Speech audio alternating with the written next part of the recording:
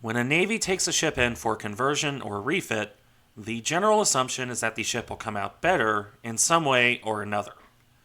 You can see this with ships like the Lexington sisters as my preferred example. However, sometimes these conversions, rebuilds, or refits can end up on the wackier end of the scale, either intentionally or not. From an aircraft carrier with an 18-inch gun strapped to the back, to warships being turned into freighters. From old ships pushed far past what was reasonably expected of them, to refits that made sense at the time, but seemed quite weird to modernize. In this video, I will take a quick look at 5 such weird conversions, ranging from the useful to the wait, they did what? This will be an extra video to take advantage of my last free weekend before teaching kicks back off next week. Let's get into it, starting with Britain during the Great War. The story of HMS Furious is one I have covered before, and that video will be linked in the description. However, she is a perfect example of weird refits. Multiple weird refits, in fact. Comes with the territory of being, in a lot of ways, the culmination of Jackie Fisher's strangest ideas. To the point that if I did a video on weird ship designs in general, she would very much be one of the contenders. For the purposes of this video, however, we will look at her 2 Great War era refits. Furious would, initially, launch as a hybrid ship. The ship sacrificed a main battery turret in order to fit a short flying off deck on her bow, while otherwise retaining her original design. This left the ship with the distinctly unbalanced appearance of a simple flight deck, a traditional bow cruiser superstructure, and a single massive turret at the stern. I think she's got a strange beauty to her, for all of that, but the point remains. That being said, while one can certainly meme on her being a battle star in this configuration, Furious would see very little service in this initial design. The single big gun, a massive 18-inch rifle, was of questionable utility. It strained the hull severely to fire, and had an incredibly slow rate of fire on top of that. If Furious got into a gunfight, she would lose, and even shore bombardment was questionable for a ship of her size and cost. As for her bow, well, her flying off deck was intended for just that, flying off planes that would be picked up later by other ships, or else land ashore. Until experiments by one brave man showed that, yes, you could land on a moving ship, even if it was incredibly dangerous to try on Furious, for obvious reasons. The direct result would be that Furious went in for her second redesign, which proved to be just as weird as the first. She lost the 18-inch gun and gained a landing deck over her stern, complete with a hangar and elevator. The problem was, in an attempt to get her out and back in service as quickly as possible, the British left her original superstructure in place, which means that you lose the Battlestar jokes and gain an aircraft carrier that is almost to a modern configuration, with a bow cruiser bridge structure sticking out of the middle. The turbulence caused by this, in addition to her funnel exhaust, meant that Furious was still used as a flying-off platform, not a proper aircraft carrier. Of the 13 test landings while underway, 10 ended up in crashes. This left the British treating the aft landing area as aircraft storage. Planes would be stored back there, moved on ramps past her superstructure, and flown off like they had been when Furious still had the big gun. For all the weirdness, though, Furious was still a pioneering ship. She created an entire new concept of aviation at sea, and even if her design was strange to look at, it showed the way towards the future. And when the British gave her a third redesign to a flush-deck aircraft carrier, Furious became quite a good ship, considering her convoluted design process. Sadly, the same cannot be said for our next ship. You see, when the Ottoman Empire was looking to improve their outdated naval forces, they came up with some interesting ideas. The kind of ideas that can only come from a navy that lacked funding, while still being expected to do something to justify its existence. Especially when the competition, in this case the Greeks and Russians, were getting newer and better ships. Such was the situation the Ottoman Navy found itself in at the turn of the 20th century. Having come out of the Greco-Turkish War, with the embarrassing realization that most of their navy was useless due to age and lack of maintenance, the Ottomans began a crash course modernization program. The first step in this process was taking some of their old ironclads, dating back to the 1860s and 70s, and completely rebuilding them. One of those chosen was the Mesudiye, a central battery ironclad, meaning that all her guns were, as the name suggests, fitted to a central armored box, or battery, that concentrated her thickest armor in one location. Mesudiye was, in fact, one of the largest and best of the type ever built. She was heavily armed with 12 10-inch muzzle-loading rifles, as well as 3 smaller 7-inch guns. Her armor protection was, similarly, heavy. A 12-inch, 305mm belt of iron plate, with 10 inches, 254mm, of similar armor at the thickest points of the battery. All of this armor and firepower being carted around at a sprightly, for the 1870s, speed of 13.7 knots. Of course, all of that was excellent for when she was acquired in 1875. By 1898, when the Ottomans were scrambling to rebuild their fleet, Mesudiye was a deteriorating relic of a bygone age. So when they decided to modernize her, it required one of the most extensive rebuilds in naval history.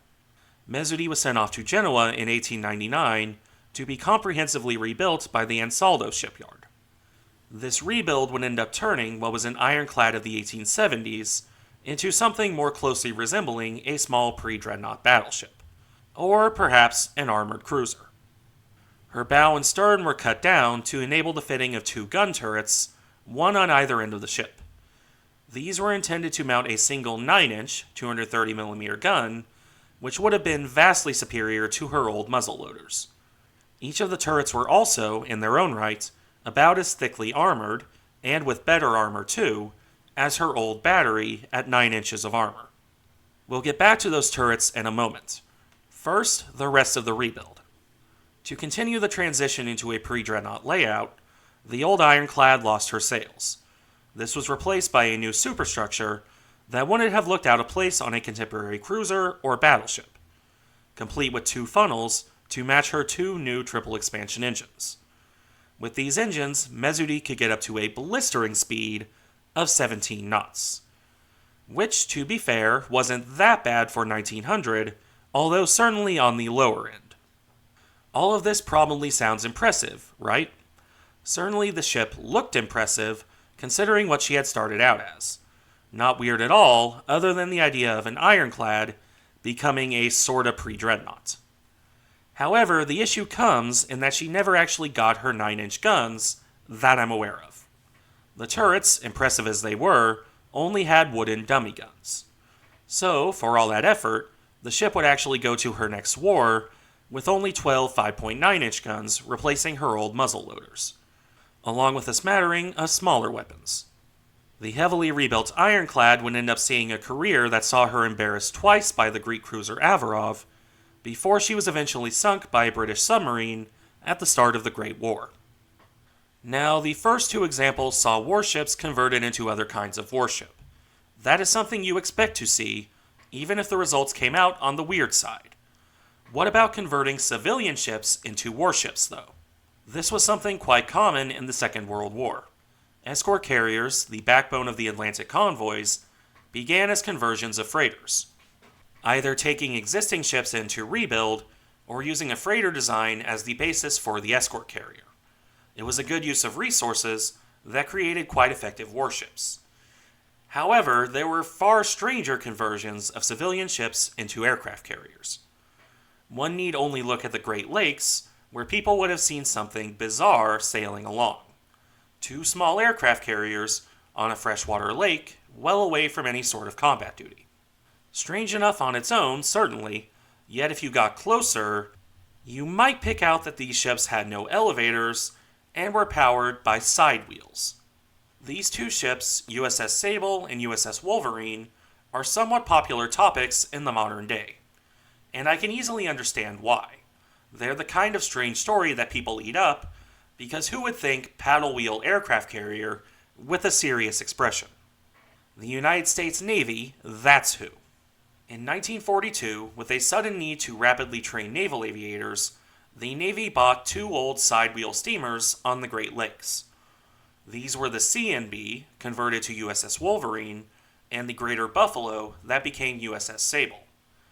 As could probably be expected, the Navy had no intention of turning these ships into combat vessels. They certainly weren't fit for that.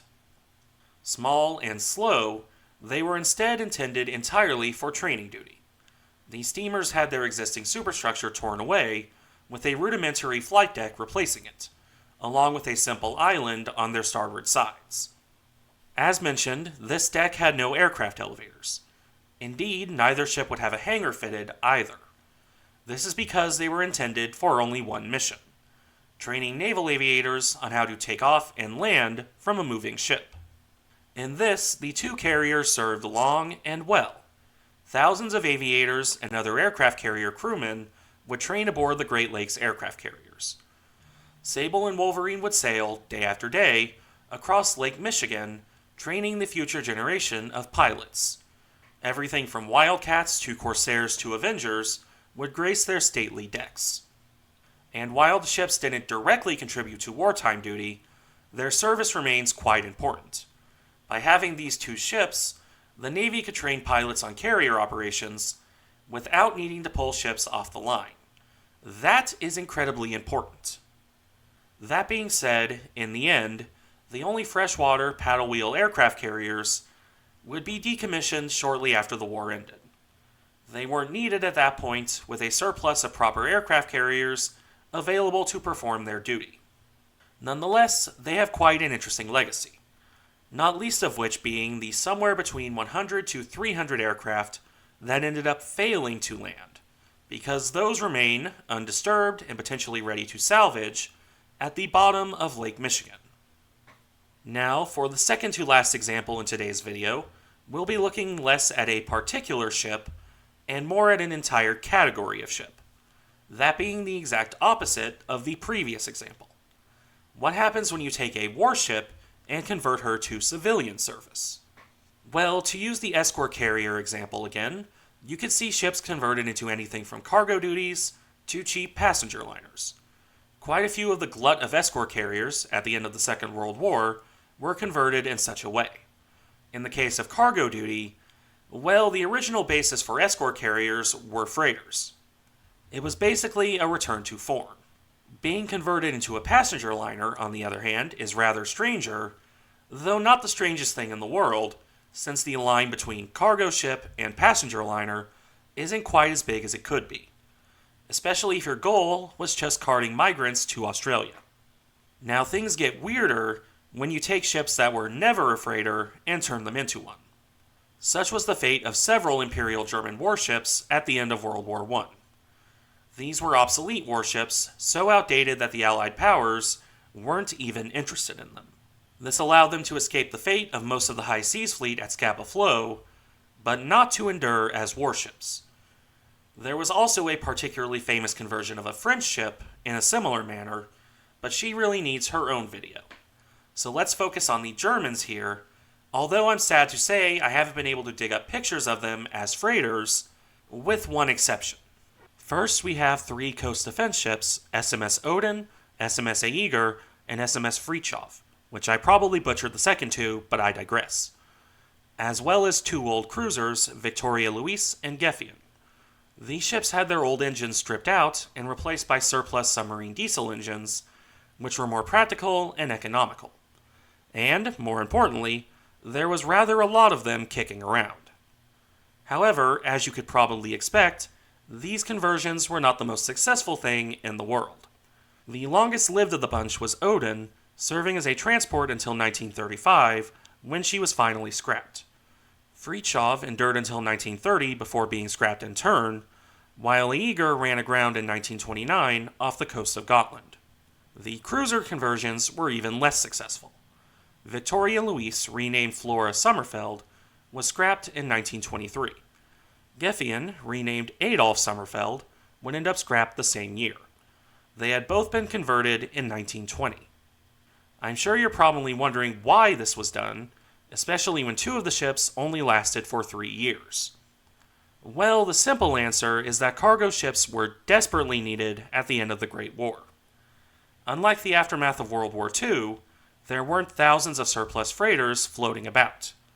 With the losses to the world's merchant fleet, converting these old warships was seen as useful, if as a temporary emergency measure. However, as weird as these are, there is a weirder conversion from the same time period. That will be our final example for this video. For this final example, I'll preface it by saying there isn't a lot of information to work off of here. So it will be the shortest of the bunch, although at the same time, very much the strangest.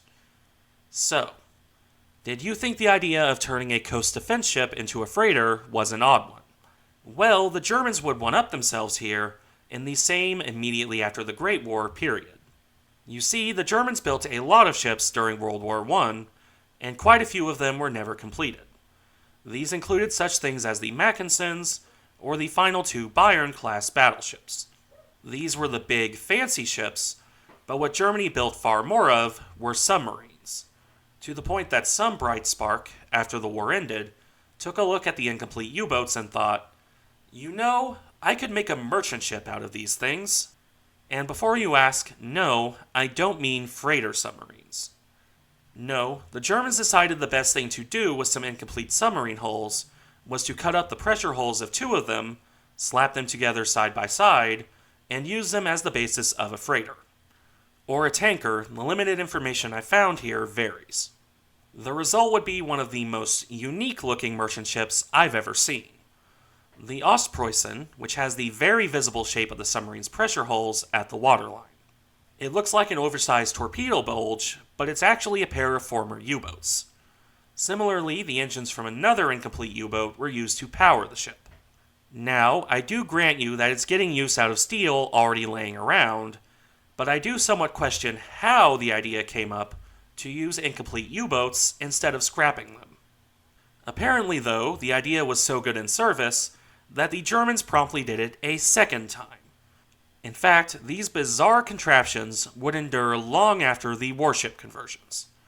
They would survive the entire interwar period before being sold to the Italians, where they would continue to serve, puttering about until they were finally sunk in World War II. Not something you expect to see by any means, and a fitting way to round off this video. Thank you for watching. Remember to like, comment, and subscribe if you enjoy the content, and I'll see you in the next one.